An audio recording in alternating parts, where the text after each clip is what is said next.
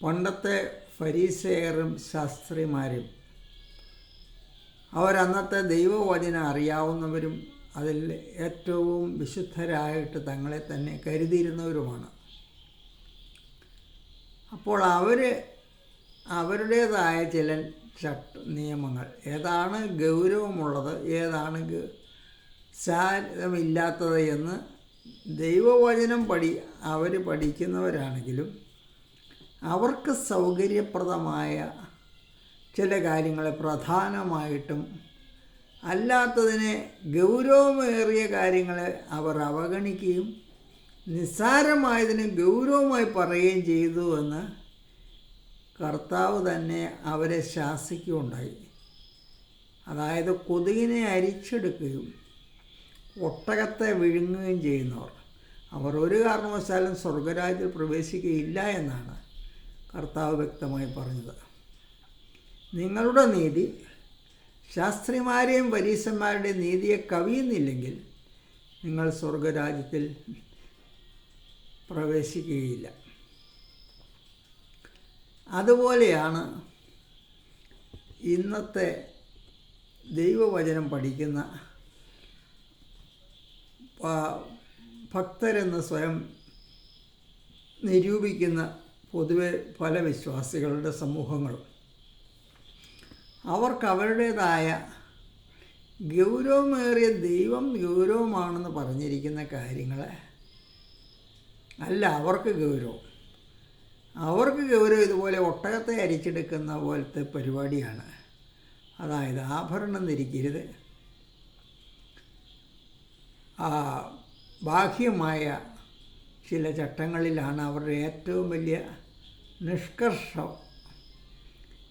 എന്നാൽ ഹൃദയത്തിൻ്റെ ശുദ്ധീകരണം, ക്രിസ്തു വിലമതിക്കുന്ന ന്യായം, കരുണ, വിശ്വസ്തത,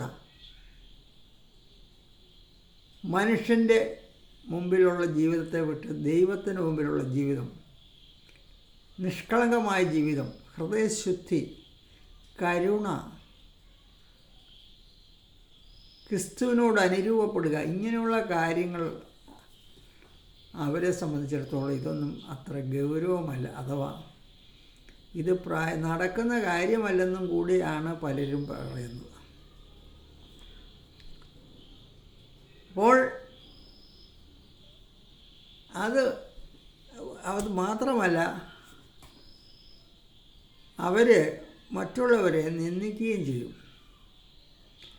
അപ്പോൾ കർത്താവ് തൻ്റെ ശിഷ്യന്മാരോട് മറ്റുള്ളവരുടെ രക്ഷയ്ക്ക് വേണ്ടി അവരോട് സുവിശേഷം പറയുവാനായിട്ട് കർത്താവ് അവർക്ക് മറ്റു എല്ലാ മനുഷ്യർക്കും വേണ്ടിയാണ് മരിച്ചത്. യേശുക്രിസ്തു മരിച്ചത് സകല മനുഷ്യനും വേണ്ടിയാണ്.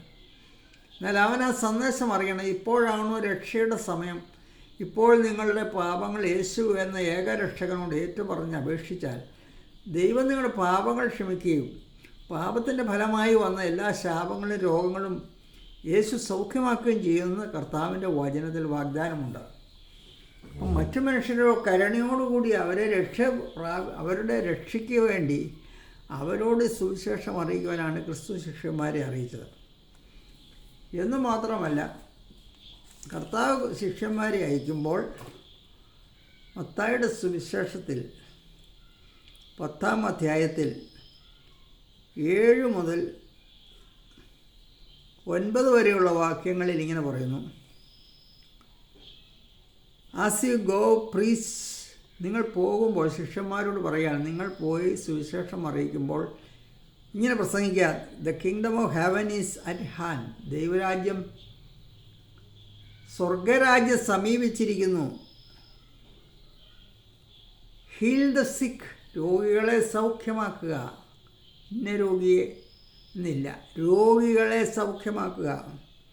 ക്ലൻസ് ദ ലെപ്പേഴ്സ്, കുഷ്ഠരോഗികളെ ശുദ്ധരാക്കുക. റൈസ് ദ ഡെഡ്, മരിച്ചവരെ ഉയർപ്പിക്കുക.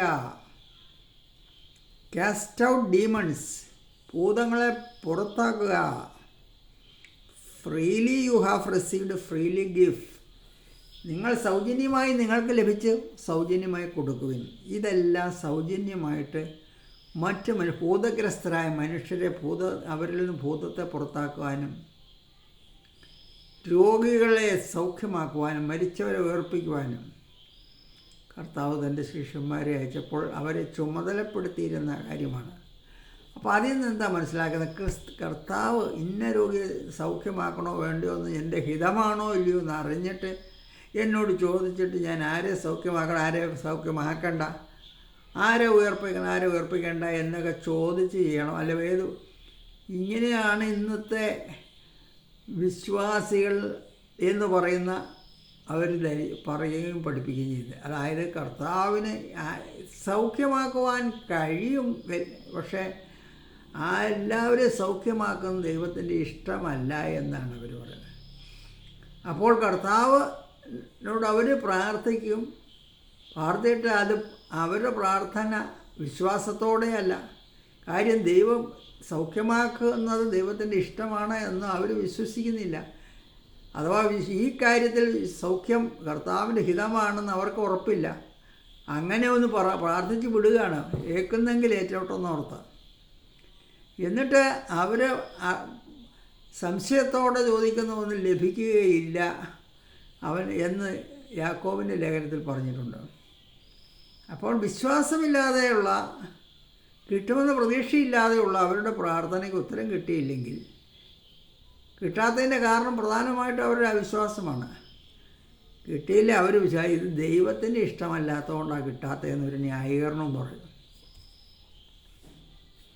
എന്നാൽ ഇവിടെ പറഞ്ഞിരിക്കുന്നത് അതല്ല. കർത്താവ് ശിഷ്യന്മാരെ അയക്കുമ്പോൾ രോഗികളെ സൗഖ്യമാക്കാൻ അവിടെ വിവേചനം പറഞ്ഞിട്ടില്ല. കാരണം ദൈവത്തിന് ഇഷ്ടമാണ് പാപികളുടെ രക്ഷയും പാപികൾക്ക് പാപമോചനവും അവർക്ക് രോഗത്തിൽ നിന്ന് സൗഖ്യവും ദൈവത്തിന് ഇഷ്ടമായതുകൊണ്ടാണ് ഇത്.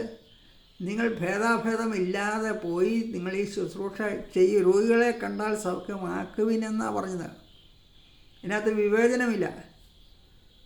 കുഷ്ഠരോഗികളെ ശുദ്ധരാക്കുവിൻ. അപ്പോൾ ദൈവഹിതമാണത്. അതുകൊണ്ടാണ് ആരെയും പ്രത്യേകതയില്ലാതെ നിങ്ങൾ കാണുന്ന ഈ രോഗികളെയൊക്കെ സുഖമാക്കുക, നിങ്ങൾ കാണുന്ന കുഷ്ഠരോഗികളെ സൗഖ്യമാക്കുക, ഭൂതങ്ങളെ പുറത്താക്കുക. കാര്യം കർത്താവ് അത് തന്നെയാണ് ചെയ്തത്. തൻ്റെ അടുക്കൽ വരുന്ന സകലരെയും സൗഖ്യമാക്കി, സകല ഭൂതങ്ങളെയും പുറത്താക്കി. കർത്താവ് ചെയ്തു തന്നെയാണ് ശിഷ്യന്മാരോട് ചെയ്യാൻ പറഞ്ഞത്. അപ്പോൾ ദൈവത്തിൻ്റെ ഹിതം ഇതിൽ കവിഞ്ഞ് ബൈബിളിൽ ഇനി വ്യക്തമാക്കാനില്ല.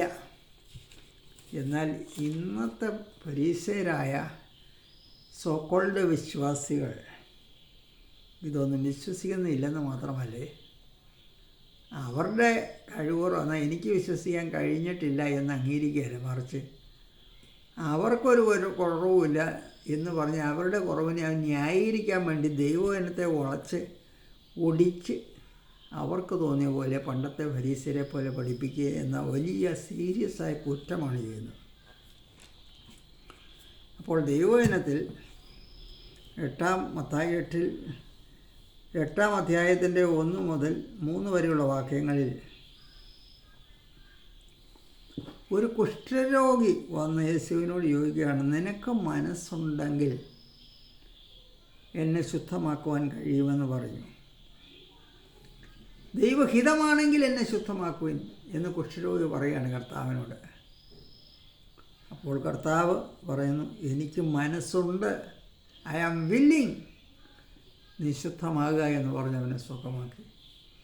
അപ്പോൾ ദൈവത്തിൻ്റെ വില്ലിങ്നെസ് ഓൾറെഡി ദൈവവചനത്തിൽ വ്യക്തമായിട്ട് പറഞ്ഞിട്ടുണ്ട്, പ്രവൃത്തിയിലൂടെയും വചനത്തിലൂടെയും. He is already willing and he wants to heal you. ദൈവത്തിന് അതിനെ സുഖമാക്കുവാൻ ദൈവത്തിന് ആഗ്രഹിക്കുന്നു. അത് ദൈവത്തിൻ്റെ ഇഷ്ടമാണ്. അതിനകത്ത് യാതൊരു സംശയവും തർക്കവുമില്ല. എന്നാൽ അത് വിശ്വസിച്ചാൽ നിൻ്റെ വിശ്വാസം പോലെ നിനക്ക് ഭവിക്കട്ടെ. അത് നമ്മൾ കർത്താവ് സൗഖ്യമാകുവാൻ വിശ്വസിച്ചവരെ കുറിച്ച് പറഞ്ഞിരിക്കുന്നത് നിൻ്റെ വിശ്വാസം വലിയതാണെന്ന്. അപ്പോൾ അത് നമ്മൾ ക്രിസ്തു പറഞ്ഞു, ക്രിസ്തു അപ്പസ്തോലന്മാരിലൂടെ ചെയ്യിച്ചതും താൻ ചെയ്തതും പറഞ്ഞതും കൽപ്പിച്ചതുമെല്ലാം ഒന്ന് തന്നെയാണ്. അത് നമ്മൾ വിശ്വാസത്തോടെ നമ്മൾ പ്രാപിച്ചെടുക്കണം. അപ്പോൾ ദൈവത്തിന് കഴിയുമെന്ന് ആർക്ക് വേണേലും പറയാം. പക്ഷേ അത് എൻ്റെ ജീവിതത്തിൽ, അത് ഈ സന്ദർഭത്തിൽ അത് ദൈവത്തിൻ്റെ ഇഷ്ടമാണ്, എല്ലാ സന്ദർഭത്തിലും ദൈവത്തിൻ്റെ ഇഷ്ടമാണെന്ന് പറഞ്ഞ് ഉറച്ച് വിശ്വസിച്ചുകൊണ്ട് അതിന് ശിഷ്യന്മാർ ചുമതലപ്പെടുത്തിയ പോലെ ഇന്നത്തെ യഥാർത്ഥ ക്രിസ്തുവിൻ്റെ ശിഷ്യനാണെങ്കിൽ അവനെ സൗഖ്യമാക്കുവാനായിട്ട് ചുമതലപ്പെടുത്തിയിരിക്കുകയാണ്. ആ ശുശ്രൂഷയാണ്. അതുകൊണ്ടാണ് നിങ്ങൾ വിശ്വസിക്കുന്നവരാൽ ഈ അടയാളം നടക്കും, അവർ രോഗികളുടെ മേൽ കൈവയ്ക്കും, അവർ സൗഖ്യം പ്രാപിക്കുമെന്ന് പറഞ്ഞിരിക്കും. അപ്പോൾ നമുക്ക് രോഗം ഉണ്ടാകുകയില്ലെന്നല്ല, പക്ഷേ രോഗങ്ങൾ ഉണ്ടായാൽ ഈ ദൈവവചനം വിശ്വസിച്ച് അതിനെ സൗഖ്യം പ്രാപിക്കാൻ സാധിക്കും. രോഗങ്ങൾ ഉണ്ടാകുന്നതിൻ്റെ കാരണം എന്താണ്? പാപം മൂലം ആണ് ലോകത്തിൽ രോഗവും മരണവും കടന്നത് എന്ന് റോമാലേഖനം 5-ാം അധ്യായത്തിൽ പറയുന്നു. ഏക മനുഷ്യനാൽ പാപവും പാപത്താൽ മരണവും ലോകത്തിൽ കടന്നു.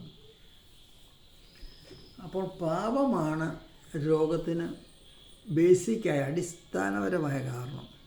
എന്ന് പറഞ്ഞാൽ കുഞ്ഞു പിള്ളേർ ഉണ്ടായ കൊച്ചുങ്ങൾക്ക് വരുന്ന അവർ പാപം ചെയ്തിട്ടാണെന്നല്ല. കുഞ്ഞു കൊച്ചുങ്ങളെയും കുട്ടികളുടെയും കാര്യത്തിൽ അവർ മാതാപിതാക്കളിൽ നിന്ന് അവർക്ക് രോഗം വരാം. മറ്റ് ഒരു നിഷ്കളങ്കരായ കുട്ടികൾ കൊല്ലപ്പെടുന്നുണ്ട്, അത് അവരുടെ കുറ്റം കൊണ്ട് അല്ല.